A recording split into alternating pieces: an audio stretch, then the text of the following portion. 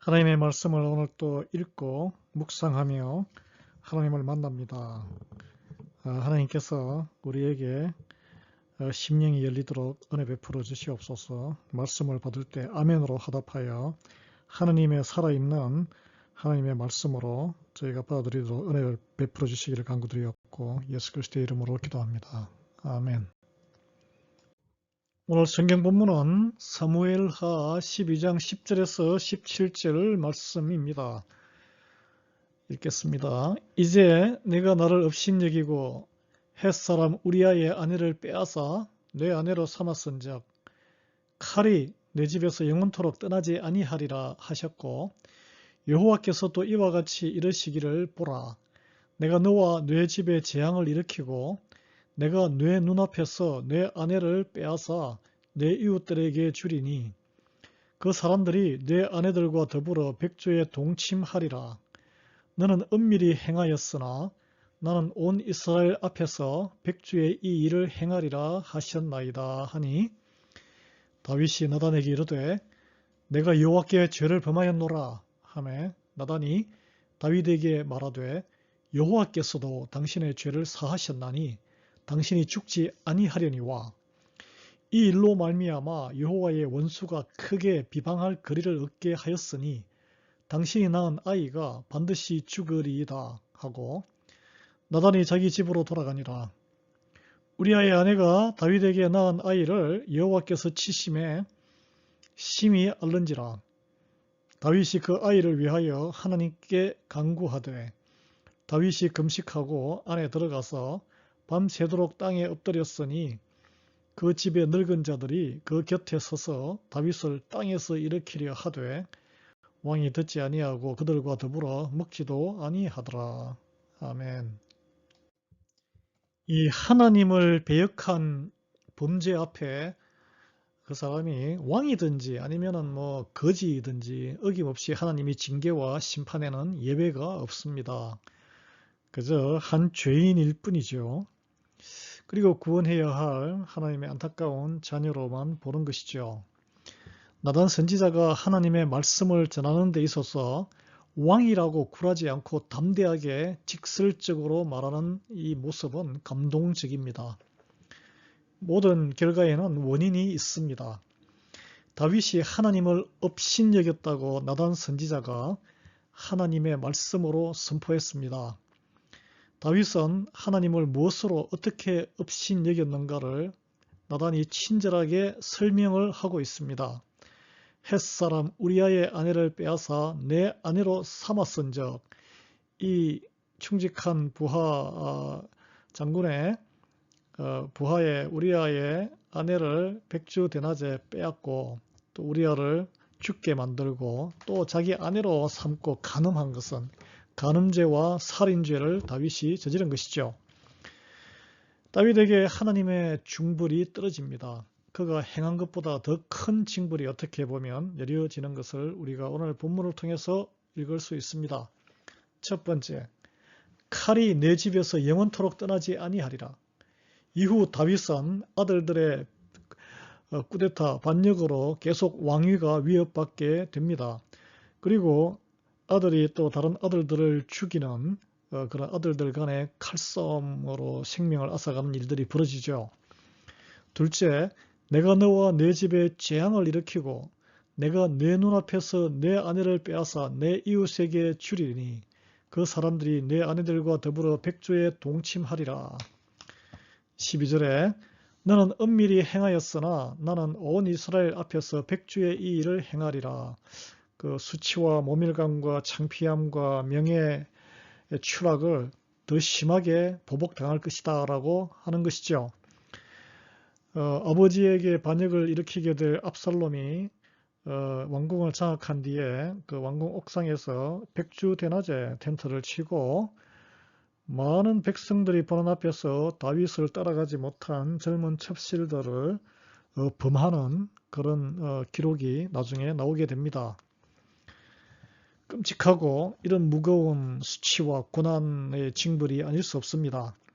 하나님께서 이 같은 무거운 징벌의 선포를 또 다윗에게 준비하고 내리는 것은 그럼에도 불구하고 다윗은 여기에 대해서 반발을 하지 않습니다.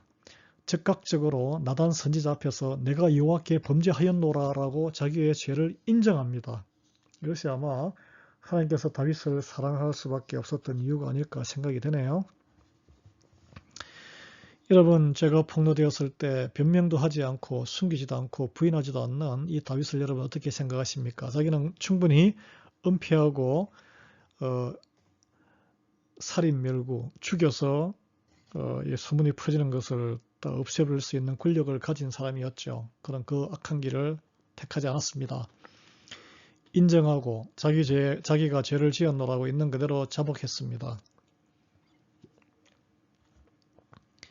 이에 대해 나단 선지자가 다윗 왕에게 여호와께서도 당신의 죄를 사하셨으니 당신이 죽지 아니하려니와 라고 회개한 죄인에 대해서는 죄를 용서하시고 사망의 심판을 내리지 않는 하나님의 그 공의로우심을 드러낸 것이죠. 그러나 회개함이 없는 죄의 삭은 또 사망이라는 것을 선포한 것이기도 합니다. 회개하고 제사함을 받아도 그렇지만 다윗이 앞으로 살아있는 인생 동안 짊어져야 할 죄의 대가는 가혹하고 무거운 것이었죠. 징벌의 선포는 그대로 그가 평생 짊어져야 할 자기가 범한 죄의 후폭풍, 후과가 될 것입니다. 더구나 간음의 죄의 씨앗으로 그 열매로 바세바가 임신하고 낳게 된 첫 아들은 반드시 죽게 될 것이라고 선포되고 있습니다. 죄로 인해서 은폐하면서 맺은 열매는 반드시 사망이 싸게 됩니다. 열매는 사망이에요. 사망. 죄의 삭은 사망입니다. 그래서 죽음으로 온다는 것을 만천하에 보여주고 있습니다. 이는 다윗이 바세바를 아내로 들이는 과정에 범한 모든 죄로 인해서 하나님의 원수가 크게 비방할 거리를 주었기 때문이다 라고 그 이유를 설명하고 있습니다. 우리 하나님의 자녀된 백성들은 왕같은 제사장이 된 우리는 하나님께 영광을 올려서 하나님의 이름이 거룩히 빛나는 안 믿는 사람들에게도 하나님을 경외할 수 있도록 그런 하나님을 순종하고 하나님의 뜻을 따르는 일을 해야 되겠죠. 이렇게 하나님 얼굴에 먹칠을 하고 하나님 이름을 불명예스럽게 하는 것은 징벌을 받고 심판받고 매를 버는 일입니다. 그것이 죄죠. 죄를 지으면 회개하면 심판때에 사망의 선포를 받을 원인에서는 면제되지만 이 땅에서 살아있을 때에 그 죄로 인한 고통과 고난의 후폭풍은 고스란히 죄를 지은 나 자신과 또 내 주변에 있는 사람들이 다 뒤집어쓰게 됩니다. 그래서 웬만하면 근신하고 상가서 죄를 안 짓는 게 낫습니다.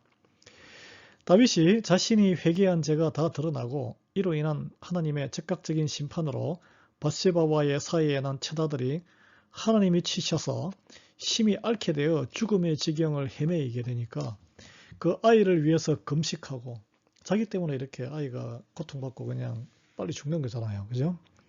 그 바세바도 얼마나 괴로웠겠어요. 엄마인데.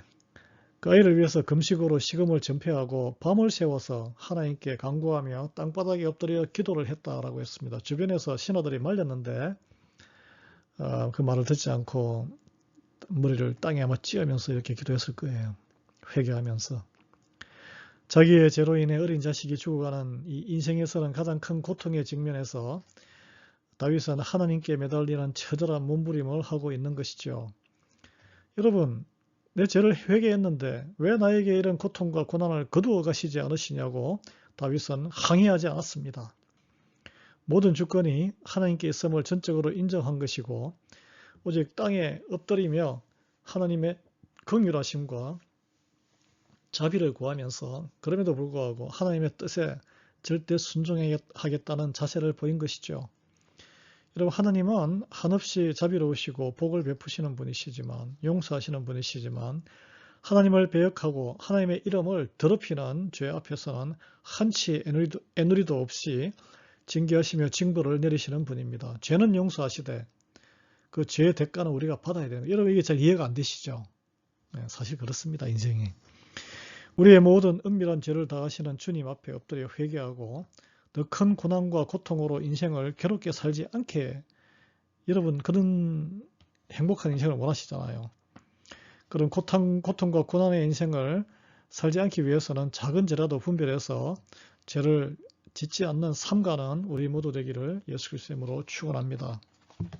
죄를 지었을지라도 회개하고 나오면 죄로 인한 그 악한 습관과 나쁜 악한 영향력들로 인해서 참 괴로움을 많이 당하겠지만 하나님께서는 다 용서하신다는 것을 우리 심판대 앞에 섰을 때 천국 가는데 용서하신다는 것을 기억하시기 바랍니다. 하나님, 우리 연명한 죄를 다 아시는 주님께 솔직히 나아가서 회개하기를 원합니다. 저희가 저희의 죄를 고백하기 힘다오니 주님 우리의 죄가 드러나게 하시옵시고 내가 고난한 이 땅의 어려움보다 내가 지은 죄가 더 크고 악하다는 것을 인정하게 하시오며 주님께서 징불로 어려움으로 고난으로 사랑의 매를 드실 때에 우리 오늘 다윗처럼 엎드려 하나님의 은혜만 온전히 구하는 저희에게 은혜 베풀어 주시옵소서. 고난과 환난을 통해서 우리 자신의 악함을 깨닫고 돌이켜 믿음과 회개의 본을 드러내어 하나님께 영광 올리는 하나님의 이름을 더럽히지 않는 저희 모두에게 은혜 베풀어 주시기를 간구드리옵고 예수 그리스도의 이름으로 기도합니다. 아멘. 예, 수요일 날은 우리 지역과 세계 평화를 위해서 기도하는 날입니다. 우리 한인사회와 리아이밸리, 펜실베니아, 미국의 평강을 영적 부흥을 위해서 기도하시고 또 선출된 위정자들이 하나님을 경외하는 모든 선택을 할 수 있도록 하나님의 뜻을 이루어가는 위정자 되도록 기도해 주시기 바랍니다. 러시아, 우크라이나의 전쟁의 종식과 이란과의 전쟁의 종식으로 세계가 평안해지고 그 전쟁을 통해서 하나님께서 구원의 뜻을 이룰 수 있도록 기도하시기 바랍니다.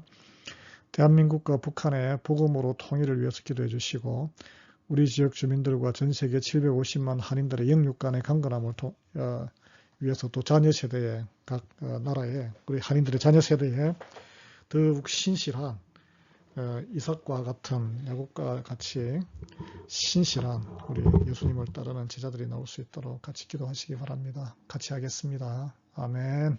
할렐루야.